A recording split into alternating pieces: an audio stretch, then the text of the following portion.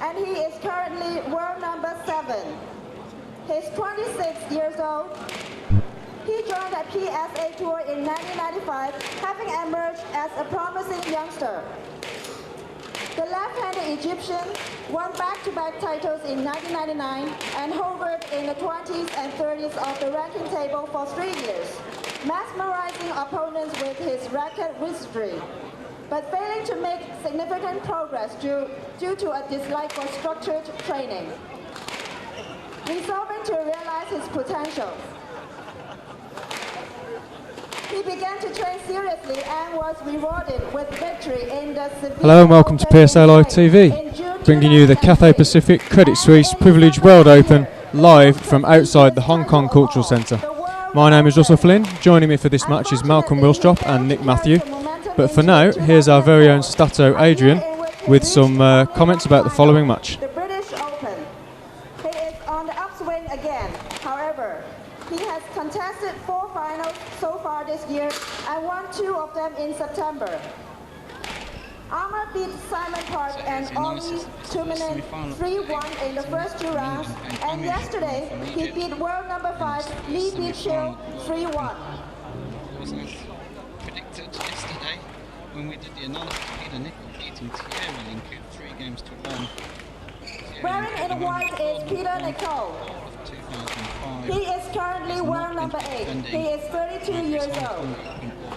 Peter has the distinction of being the first Briton to claim the number 1 position in 1998 by ending the formidable Jensha Kent's 10-year reign. Only 33 minutes did he take to beat Lee Beachill yesterday, and he's definitely a man on form. He's had a good rest. He's not played tournaments for at least 3-4 weeks now, and well, he looked so good against world number 5 yesterday. It was a lot of people are predicting that this match could be a lot tighter than you'd have maybe thought initially. If we look at the head-to-heads, well, Shabana has yet to beat Nicol on the World Tour. Those are the 4 meetings since '99, and the last one was in January of this year when Peter was ranked number 3, Shabana ranked 10, and it was a 3-0 win there for Peter Nicol in the final of the Dayton Open. If we look at the next slide and we see Peter Nicol's season so far, well, he started off not too badly with winning the Mammoth English Open. That was at the Crucible, a match we saw on PSA Live, beating Nick Matthew 3-0 there in the final. Nick had a couple of major matches earlier on, and maybe his legs just ran out in that final. Well, he went out in the quarter-final to Jonathan Power 3-0 after that. In the Hungarian Open, losing out to 3-1 at the semi-final stage, and then that fantastic match we saw in Manchester, the British Open semi-final, losing 3-2 to the Anthony Ricketts. And if there's a match to watch, you must watch that match. It's just awesome squash, and the 5th game was just out of this world. Well, tiebreaker in the 5th it was as well. If we look at Amr Shabana's season on the next slide, you can see that well, he started off fairly well. 3 tournament victories in Hungary, St. Louis and Heliopolis in Egypt. Beat his compatriot Karim Darwish there. But the only other tournament he played was just last week in the Qatar Classic, losing out 3-0 to Gregory Gaultier. And that was quite a shock there, but of course we all know that Gregory Gaultier is a man for the future. Well, Gregory lost out to Thierry Linku 3-2 2 days ago. And of course we saw Peter Nicol beating then Thierry Linku yesterday. Looking at Peter in past World Opens, well, he did win it in '99. I remember I saw him win that title in the Pyramids, beating Ahmed Barada 3-0 in the final there. And in 2002 lost out in the semi-final to John White, and a shock first round lost to Davide Bianchetti 3-2 in 2003. And then last year it was a quarter-final loss to Graham Riding, which was a big shock result there.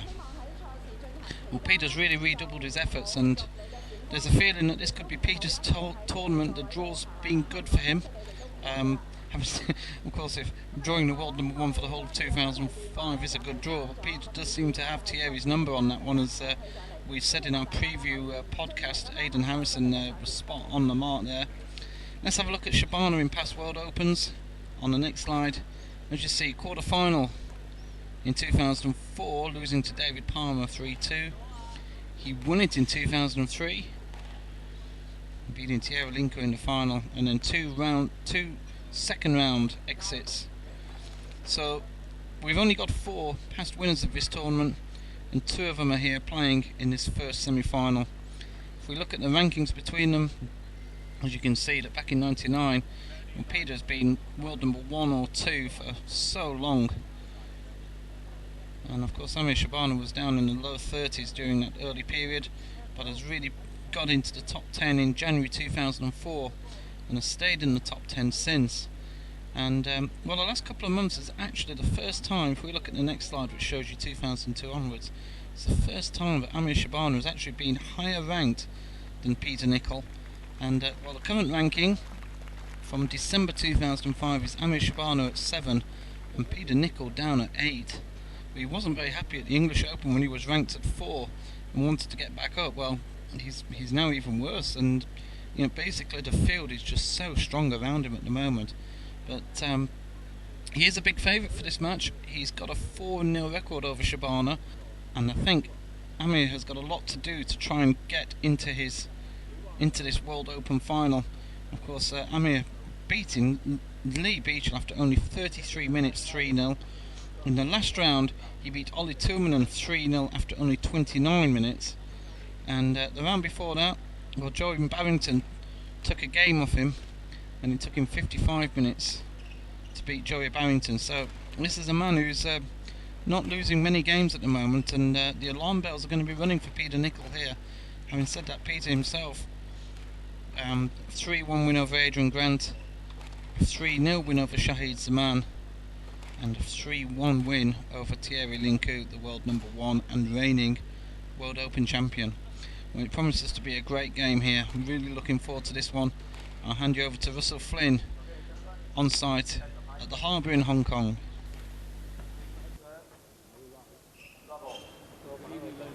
Welcome to Hong Kong for the Cathay Pacific Swiss World Open. First of the 2 semi-finals between Amr Shabana of Egypt and Peter of England. And with me tonight, co-commentating Matthew from England, who has experience of playing both these players. And perhaps first we can start by just asking him briefly about what he'd like to play them and what he thinks their strengths and weaknesses. Yeah, but you probably couldn't get 2 more contrasting styles. As you know, Malcolm, although they're both left-handers, which is not very often that you see 2 playing each other, Amr tends to like to play the angles, a lot of attacking play, and Peter's obviously one of the most disciplined length players in the world. His retrieving is second to none, and his movement around the court, as you'll see, is world class.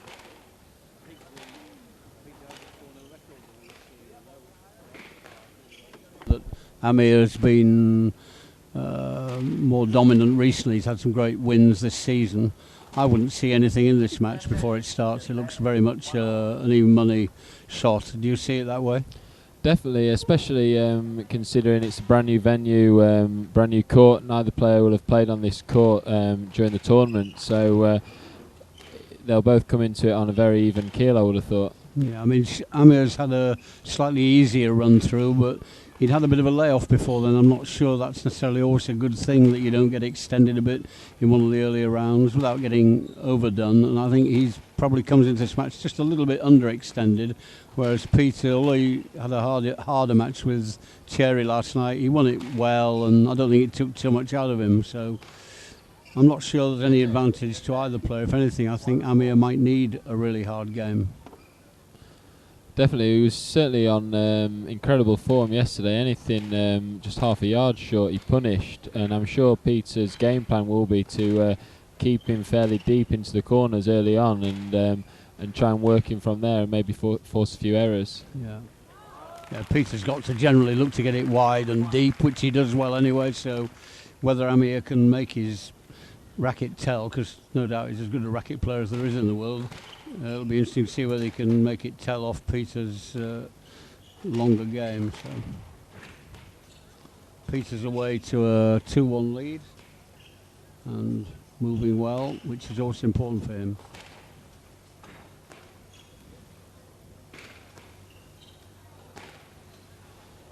Again, as I said, I think it would be interesting to see who settles first, because it would be quite telling on the course of the match. I think I agree with you there. Good starts, probably crucial to both players. Probably more to Amir, who likes to get ahead, likes to lead, likes to be in front. He's serving at 2-3 now anyway. Peter's had slightly the better of the early exchanges. Yes, sir. Yes, left. 2-3.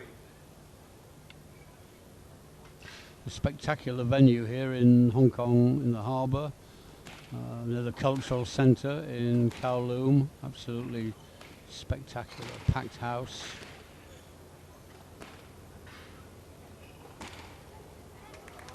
Very good straight kill by Peter, back down the backhand. I think Amir was looking for it to go down the other side.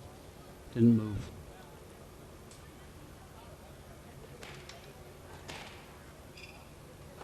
Yeah, it didn't seem to pick that one up. The yellow walls are slightly different from the more contrasting colours we tend to get on a lot of the glass courts these days. So again, that's another part of the court that might take a little bit of getting used to. He just didn't seem to pick that one up and was going for the cross court.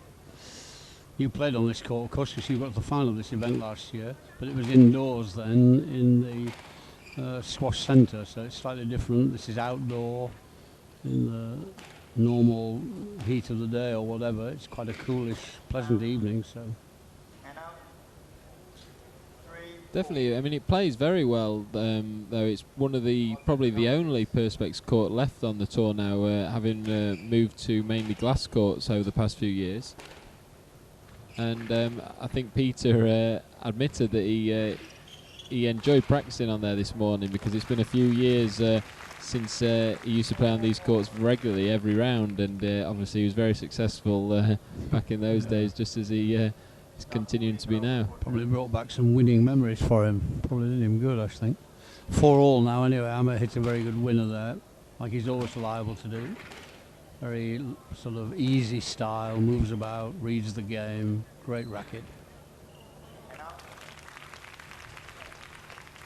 Peter sends him the wrong way with a cross-court flick, which Peter quite favours that shot. He uses it against Thierry quite often, and it worked a treat then.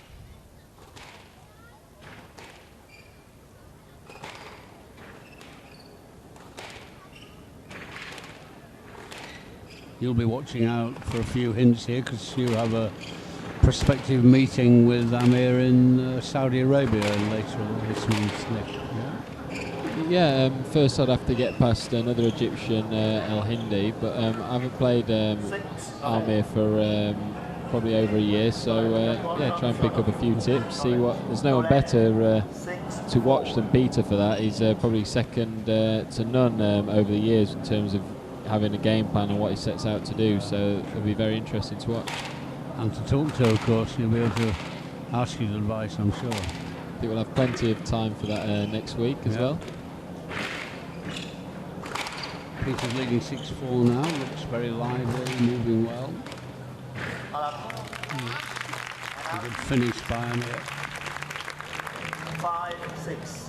Probably of all the racket players around, I would think Amir would rate the best, maybe. I think you can always argue these things. His racket skills are unparalleled, attacking-wise.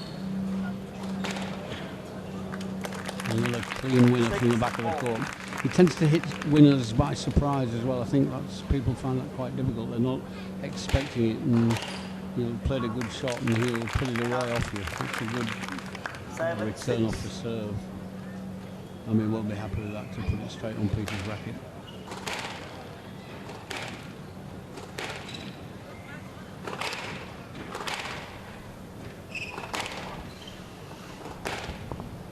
Getting into a quite crucial stage of the game now, about 7-6 or so, Peter. That's where it gets very crucial, Nick, doesn't it? This stage, it's just getting close to a finish. These are crucial rallies now. Yeah, noticeably the pace has gone up quite dramatically in the last couple of points as well, almost as if they were just settling in, sparring the first few rallies, and now they get into the business end of the game, the tempo's really increased. Yeah. And now 7-all. It's now 7-all. The scoreboard's got it wrong at 8-6. 7-all is now right. So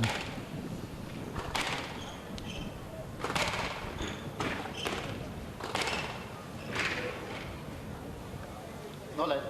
No let. Peter picked a trip over Amir's leg there, but has been denied a let. He's asking, Sorry. explaining. There is interference, but the ball was too good there. A very fair player, so 8-7. he's quickly getting on with it. He's now behind for the first time in the game. You often know over the years that if Peter queries something, that it's perhaps not the best of decisions, because he doesn't bat an eyelid at most things. So.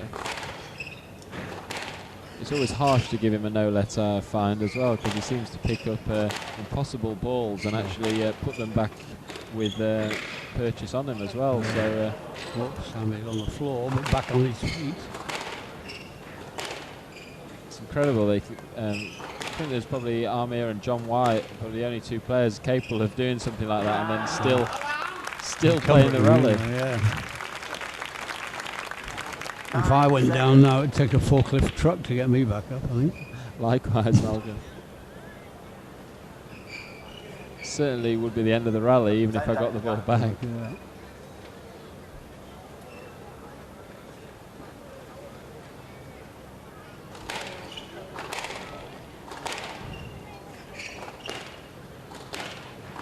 Amir seems to be getting further forward in the court, which he obviously wants to do.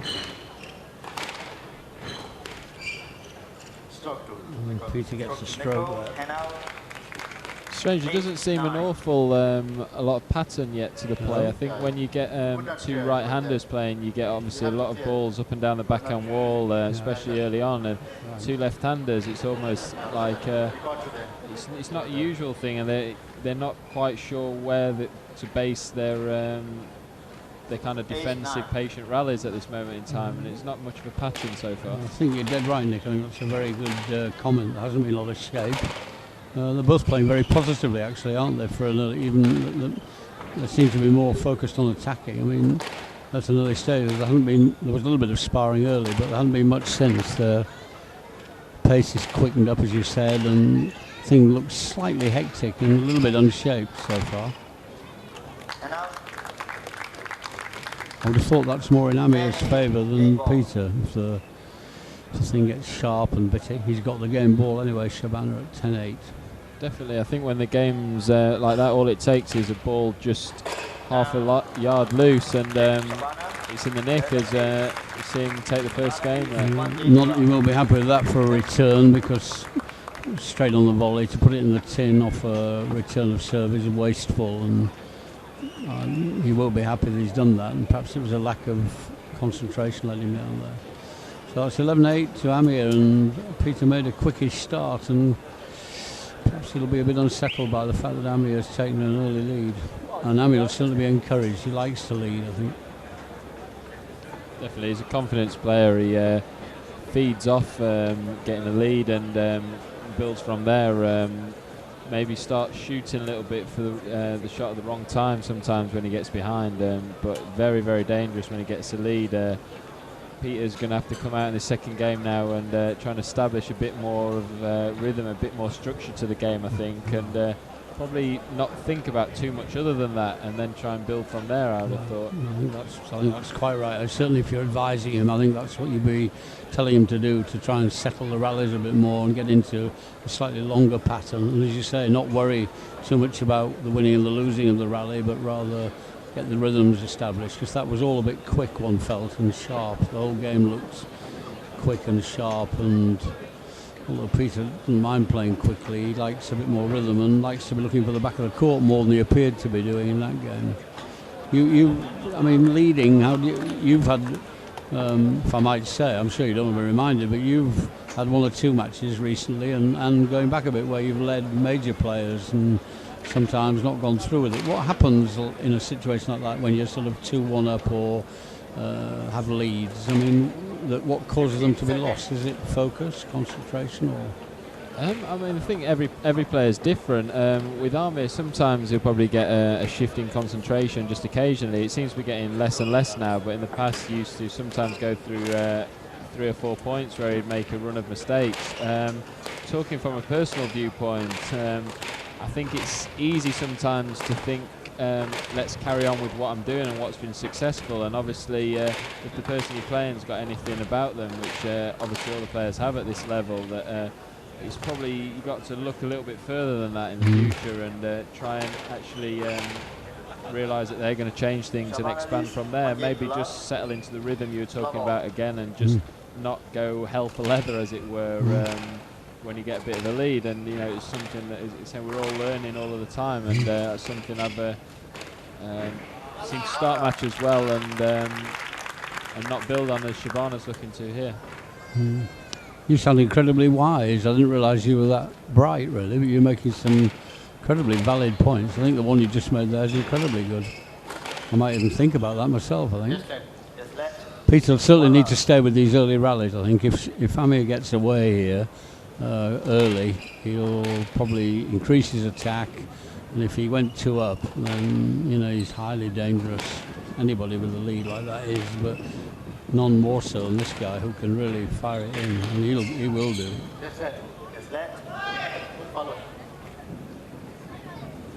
He's coming off to have a word with the ref. You didn't even watch the ball. The ball haven't come yet and you asked for it.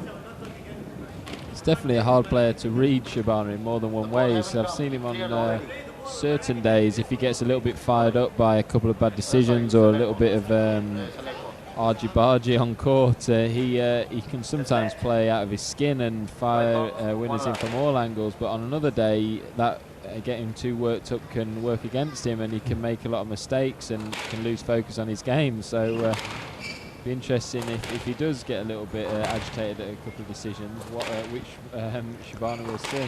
I think nowadays he's very much. I mean, there was a time when he was quitter's too strong, but he certainly let matches go. He wasn't the greatest of fighters, but all that seems to be well behind him. When he got married, I think he attributes some of that down to his lady wife. I think it's for shopping allowances he has to play harder. But he seems a much more resolute player these days, and I've no doubt, having been a world champion, he'll be sniffing this one again. Like, I think 3 of the 4 players playing tonight have won a world title before, so they'll be sniffing another, that's for sure. Sure, the 4th player there, Malcolm, will also be sniffing his first. Well, he'll be trying, I'm sure, but like all 4 will, I'm sure, but they have all done it once, and I'm sure they like the taste of that.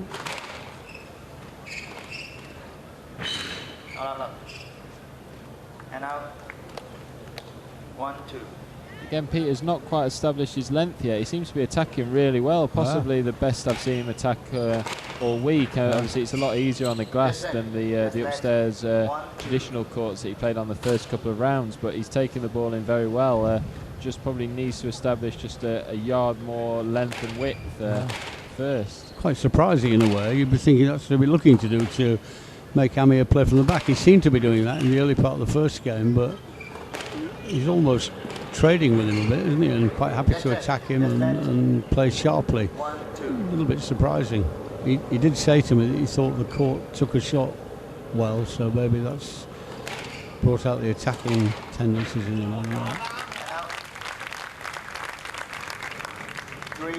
Amir at this point, to be quite honest, is looking quite dangerous with a 1-11 or 3-1 lead.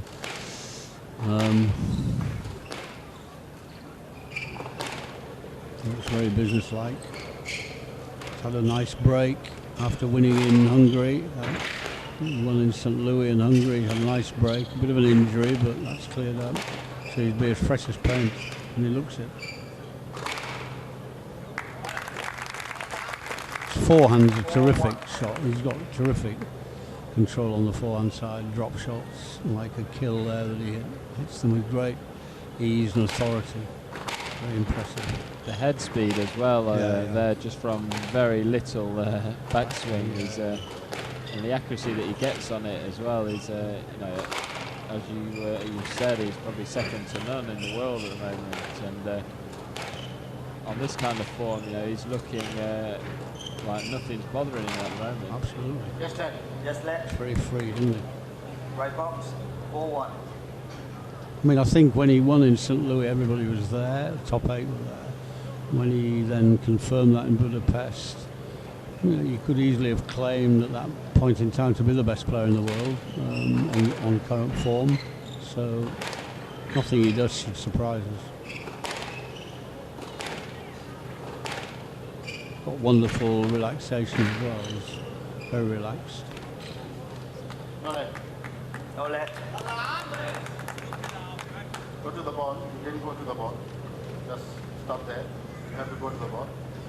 5-1. 5-1 is a fairly substantial lead, though. One of the factors in the 11 scoring that we've seen repeatedly is that people do come back from deficit. I'm sure everybody would rather be leading 5-1 than being 5-1 down. So.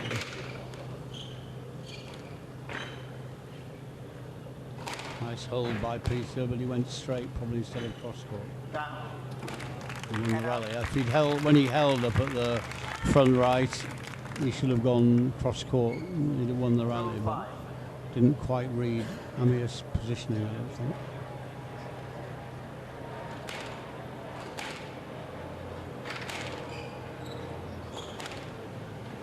One of the sponsors' aircrafts just floating by.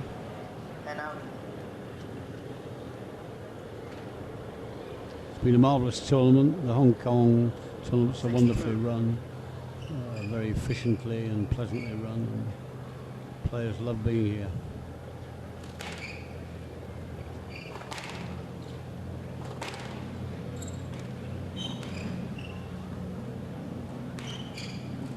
It's a beautifully played shot. His footwork was exquisite then. He could have played square on, but he got very sideways, led in with his front foot just to make it absolutely right. Beautifully done. He's getting very frustrated as well at the minute. In the last couple of rallies, a couple of swings of his racket. He's certainly got to get hold of himself here, because it's in danger of just running away from him a little bit at the moment. 1-love-8-2 is a substantial deficit against a player like Shabana.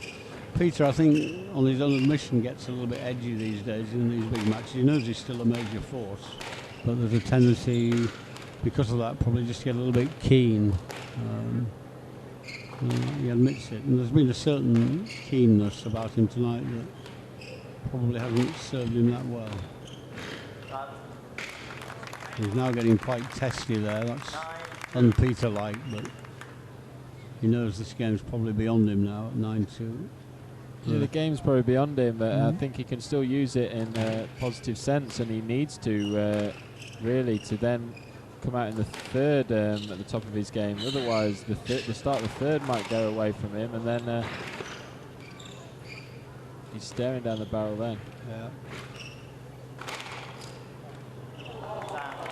It's another very valid point you make. I think when you get behind in a game, if you let it go away, you haven't got playing again with a view to the next game. I think it's right that you should persist and just try to make the other bloke feel that you are playing again, even if you lose it. I think that's a very valid point to make. I think especially at a time like this when Peter's he's obviously not feeling tiredness. There's the odd occasion, probably fewer occasions now with the scoring to 11 that you can let a game go if you're feeling really tired. Used to happen a lot more to 15, but that's not an instance here. Obviously Peter's not going to be tired after 21 minutes of play.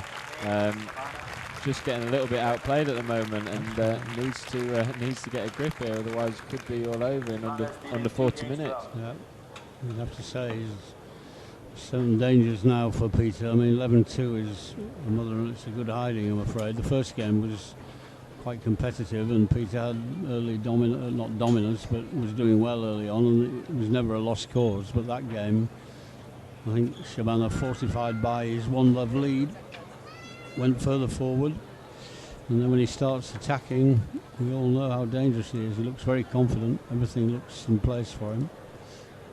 He's no doubt very fresh from his break. And there's no doubt he's right up there, isn't he? I mean, his form in St. Louis and Budapest proved that he's as good as there is. So I think none of the leading 8 or 10 players, of which you're one, feel they can't win these events. It's just putting them together and a little bit of a luck with the draws or whatever it takes, not getting too many hard matches back to back, and any one of 10 players can win. Shabana's obviously feeling tonight that he's one of those. I think by his own admission, he probably won the world title couple of years ago, a little bit before his time, and you know, as I say, he'll probably admit that, because he did go off the boil a little bit once he became world champion. Didn't live up almost to the world champion billing, but now he's proven this year with tournament victories, as you say, in St. Louis, in Cairo as well, in a tournament that he had an active role in promoting, and in Hungary, and he's looked in great, as if he's completely matured as a player, and as I say, has had a claim to be number one in the world the whole year, and I think if he was to become world champion now, then it would be his time, and he would probably go on and build from that.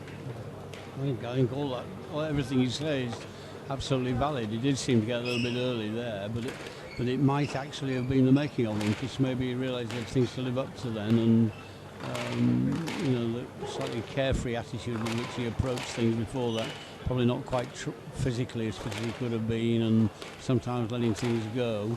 There's a bit of a responsibility goes with being world champion, and then I think he gave some credit to the fact that he was getting married.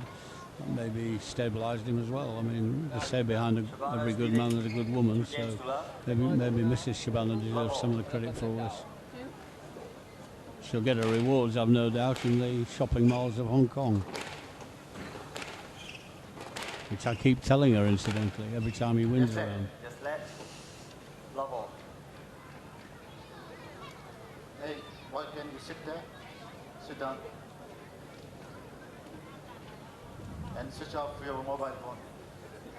No, the early stages of this game, Nick, are very important, aren't they? Level. Been massive, obviously, for both players. If Amr can get ahead here, he's got to be looking odds on for a 3-love victory the way he played in the last game. And Peter, you keep saying about the length, he's got to find that first and foremost, because I think there's only going to be one winner if he plays around the front like he was inclined to do in the first couple of games.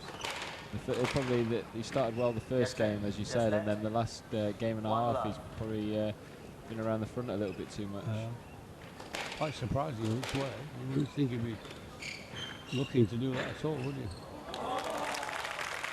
He made a winner there with the backhand drop. Again, he went short when you would have thought he might have gone deep, though. Still got the racket in. It's a good shot. I don't think there's much wrong with Peter's short game. He played quite expansively against Thierry, but swapping shots with Shabana is another matter, isn't it? We won't be happy with that, because that was a little bit head in the air, then he came off the ball slightly. I think that's why he hit it down. That's given Peter a quick start. 3-love now. Needs to really build on that. Just that. 3-love. I think it's just a real case of, as well as getting the tactics a little bit better, just digging in for Peter a bit now, and doing the ugly things well, and getting a few pickups back, trying to counter a little bit, and not over forcing it, and just really dig in and try and make the rallies long and hard, and as you say, worry about who wins them later, and just really get that foothold in the match at the moment. There's been very few long rallies, in fact. This is one of the longer ones now that we're watching. I think as well it's important, as Peter will know, he'll have been in this situation many times before, that you've got to take it in segments. All he needs to be thinking about is not that he's 2-love down, that he's just about this game and this point, and take, if you get the game and it's 2-1, then it's a different match altogether. You think about the fact that you're 2-0 down, then it seems a long way back. Definitely needs to look at this in segments and not get too far ahead of himself in the point that he's playing right now. And also, he certainly don't be dwelling on the last game, does he? Because it was 11-2, and he has to shut that out of his mind as quickly as possible. Otherwise, mentally, it wouldn't be right for any sort of a game. You've got to, if you've had a disaster like he did in the second, you've got to leave it alone and get away from it. Try and resume normal operations. Seems to be moving well enough. Slightly under pressure, I think, from Amr's forehand all the time. Certainly wouldn't want to be around Mr. Nicol tonight if he went out with a whimper in this third game as well. I think I'd keep my distance. Well, you're not sharing with him, are you? So that's a good thing from your point of view if he does lose. That's a nice picture. Great view there as well, with the buildings of the main Hong Kong island in the background. It's really a spectacular venue here. One I'm sure that Peter's not thoroughly enjoying at the moment, but spectacular nonetheless. We've had some great entertainment prior to the match. We had Jahangir Khan here playing James Barrington, the Director of Sales for Cathay Pacific and the main man of the sponsorship. And lots of pre-match activity and lots of children and great atmosphere. He needed to go straight by Peter and he put it cross-court straight onto Amir's racket. Need to straighten this now. And there he was. It wasn't wide enough. It was the wrong choice. Can't put the ball onto Shabana's racket that height. No chance.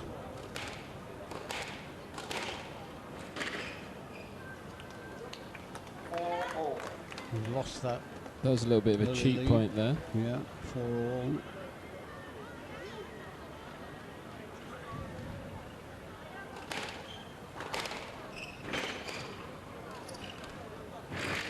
On the deck again.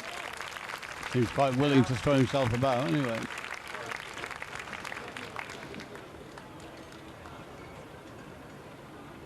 Not you would think the best thing to do when you've had an injury of any sort, I wouldn't have thought, but Especially when considering it was a wrist injury as well. You're likely to land on it doing that. As you said, there are a few prime divers, aren't there? They're not like football divers, but John White loves throwing himself about. Oddly enough, because he's 6 foot plus and a bit clumsy, so I don't know how he gets up in time. He seems to manage it. There's that unbelievable one from the TOC, isn't it, where he dives almost a full length of the core. It's incredible.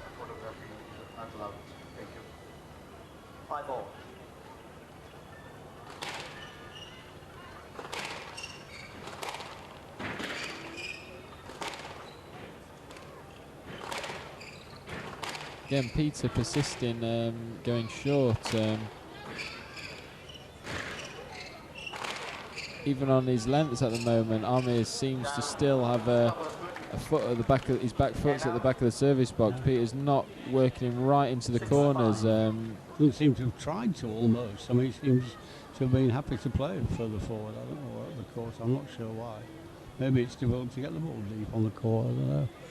It'd be interesting to see the matches later, both the men's and the ladies' semi-finals, just to see whether that's a pattern that's emerging. That it's in this environment, it's hard to get the ball deep, and we see a shot-making game. It would be interesting to see.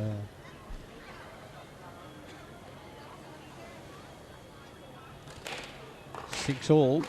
Crucial rallies coming up now. 6-all left.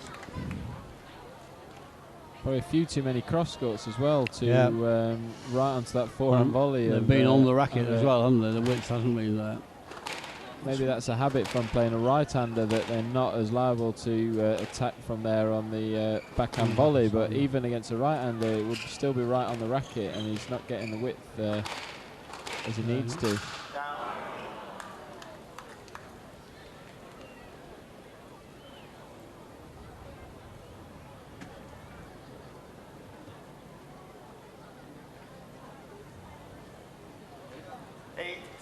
8-6. I'm afraid we're into very crucial areas now for Peter Nicol. 2-11, 8-6. Shabana looking very lively. He puts a few shots in now. Anything could be all over. Yeah, we mustn't take anything away from Amir as well, and he's played. He actually makes it look so easy at times as well. It's hard to say that he's played out of his skin, because he just makes it look so easy at times. As we're seeing again in this rally, looks like he could do it over and over again, no problem whatsoever. So brilliant stuff, really. He's moving about too. I've never seen him move as quick. I mean, you don't think of him as the greatest mover, but he's flying tonight. His adrenaline's rush is high. Look at that, and then he's whacked that away, no bother. With that short backswing he referred to it earlier, he gets his racket onto the ball so quickly because he doesn't take it back that far, doesn't need to. almost in 33 minutes so far. I must say, in Hungary, I was phenomenally impressed with him. I think I said and wrote that I thought he was every chance that he was the best player in the world at that point, and he's looking like if he might be that tonight. This match ball, Peter will be disappointed with this. Said 33 minutes. Don't often see Peter match ball down in 33 minutes. Well, it's as if he looks slow or anything. He moved well. I mean, if his movement's not there, sometimes he's vulnerable tonight. Far from it. So, I think we just have to say that was down to Amr Shabana, and hats off to him for a pretty sensational win, really. I saw that being much tighter, I must say, Nick. I don't know about you.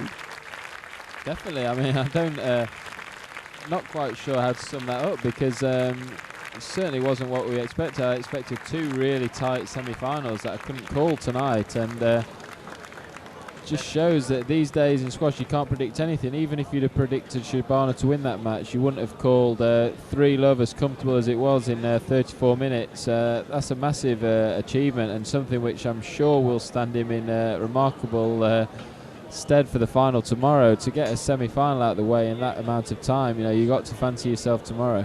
Absolutely, because he's off the court, whatever time it is now, 6 o'clock-ish, he's all done and dusted, and go home to bed or go back to the Renaissance Hotel to bed, and knowing that there are two ladies semi-finals before the second men's, and that I can't see that being 33 minutes unless we're in for another shock. I mean, that looks another potentially quite brutal game on paper, so I don't know. Shabana will be sleeping very happily tonight, without a doubt, and I don't suppose either David Palmer or James Willstrop will be too happy to learn that he's got Peter Nicol in 30 odd minutes. However, that's the way the game is.